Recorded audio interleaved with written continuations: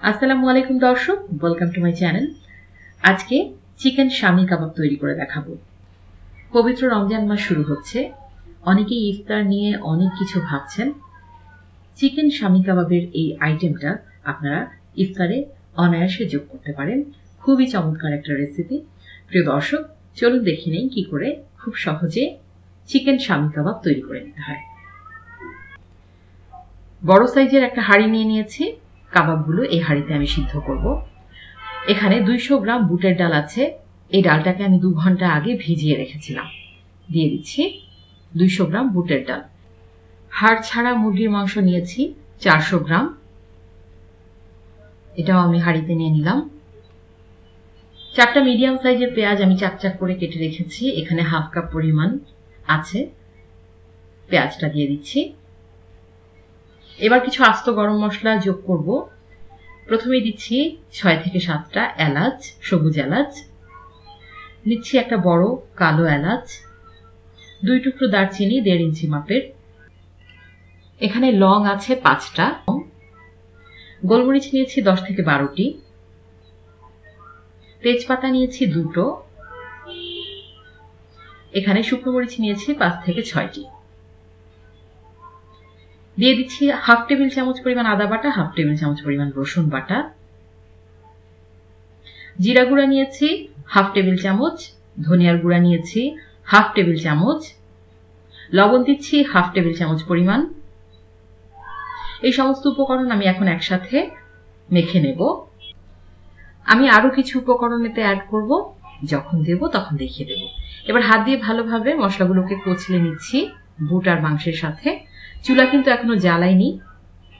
এবার আমি চুলাটা ধরিয়ে দিলাম এবং সেই সাথে 4 কাপ পরিমাণ পানি দিয়ে এই মাংস আর বুটটাকে ভালোভাবে সিদ্ধ করে নিচ্ছি। বুটটা ভালোভাবে সিদ্ধ হতে 30 থেকে 40 মিনিট মতো সময় লাগবে। চুলার জাল মিডিয়ামে আছে। তাহলে ফিরে আসছি প্রায় 30 মিনিট পর। প্রায় 30 মিনিট পর ফিরে এলাম। দেখতে পাচ্ছেন হাঁড়ির পানি অনেকটাই শুকিয়ে গেছে এবং এরই মধ্যে বুটগুলো কিন্তু সুন্দরভাবে সিদ্ধ হয়ে গেছে। আমি হাঁড়িতে যে অবশিষ্ট পানিটুকু আছে সেটাও টানিয়ে নেব। এর জন্য আরো 10 মিনিট চুলার জাল মিডিয়ামে রেখে আমি এটিকে জাল করে নিচ্ছি। 10 মিনিট পর দেখতে পাচ্ছেন একদম শুকিয়ে গেছে পানিটা এবং মাংস বুট খুব সুন্দরভাবে সিদ্ধ হয়ে গেছে। এবার আমি এতে অ্যাড করছি হাফ টেবিল চামচ পরিমাণ গরম মশলা। এই গরম মশলাটা শেষে অ্যাড করলে চমৎকার একটা ফ্লেভার পাওয়া যায়। আমি এবার চুলার জালটা বন্ধ করে দিয়েছি এবং পুরোপুরি ঠান্ডা হয়ে যাওয়ার পর কাবাবটাকে একটা বাটিতে নিয়ে নিচ্ছি। কাবাবের মিশ্রণটা পুরোপুরি ঠান্ডা হয়ে গিয়েছে এবং আমি একটা বাটিতে কাবাবের মিশ্রণটা নিয়ে নিয়েছি এবং বেছে বেছে যে আস্ত গরম মশলাগুলো আছে সেগুলো ফেলে দিচ্ছি। কারণ গরম মশলার যে ফ্লেভারটা আমাদের দরকার ছিল সেটা কিন্তু অলরেডি মাংসের মিশ্রণে চলে এসেছে। এবার একটা ফুড প্রসেসর নিয়ে নিলাম। এতে আমি হাফ কাপ পরিমাণ ধনিয়া পাতা দিয়ে দিচ্ছি, পুদিনা পাতা দিয়ে দিচ্ছি 1/4 কাপ এবং 3টা কাঁচামরিচ আমি কুচি করে নিয়েছি, সেই 3টাও দিয়ে দিলাম। এবার এই 3টা উপকরণ আমি একসাথে ব্লেন্ড করে নেব। হয়ে গেছে। এবার যে মাংসের মিশ্রণটা তৈরি করে রেখেছি কাবাবের জন্য সেগুলোকেও দিয়ে দিচ্ছি এবং সমস্ত উপকরণ একসাথে আমি ভালোভাবে পেস্ট করে নেব।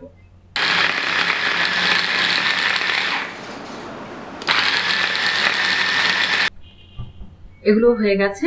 এবার আমি এগুলোকে একটা বাটিতে নিয়ে নিচ্ছি। আপনার মিশ্রণটা দেখতে পাচ্ছেন কতটা চমৎকারভাবে এটা পেস্ট হয়ে গেছে। এবার এই মিশ্রণের মধ্যে আমি একটা ডিম অ্যাড করে দেব।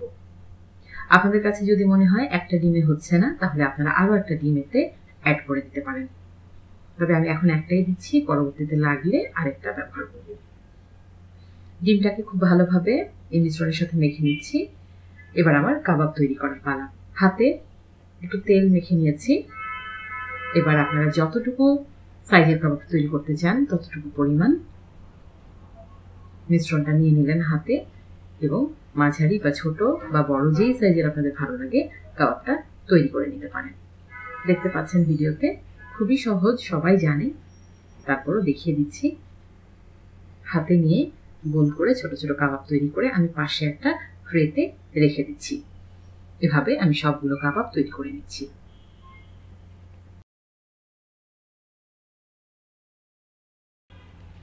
আমার সবগুলো কাবাব তৈরি করা হয়ে গেছে।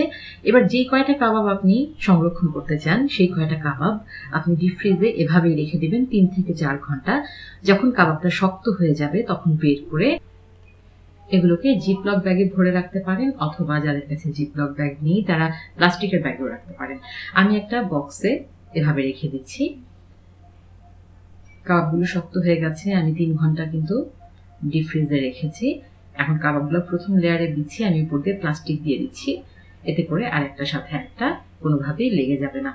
প্লাস্টিকগুলো দিয়ে আমি আবার এর উপরে কিছু কাবাব এভাবে রেখে দিচ্ছি। এবার আপনি এগুলোকে এভাবে ঢাকনা দিয়ে ডিপ ফ্রিজে সংরক্ষণ করে রাখতে পারেন 3 থেকে 4 মাস।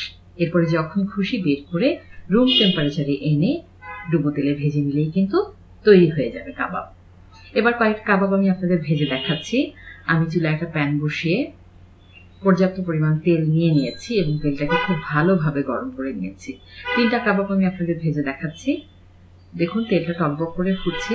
যেহেতু আমার সমস্ত মশলা আগে থেকেই সিদ্ধ করা, কাবাব ভাজতে 2 থেকে 3 মিনিটের বেশি একেবারেই লাগবে না। চুলার জাল মিডিয়ামে রেখে আমি 3 মিনিট কাবাবটাকে এপাশ ওপাশ উল্টে ভেজে নেব। 3 থেকে 4 মিনিটের মধ্যেই দেখবেন কাবাবটা খুব সুন্দর একটা গোল্ডেন কালার চলে এসেছে।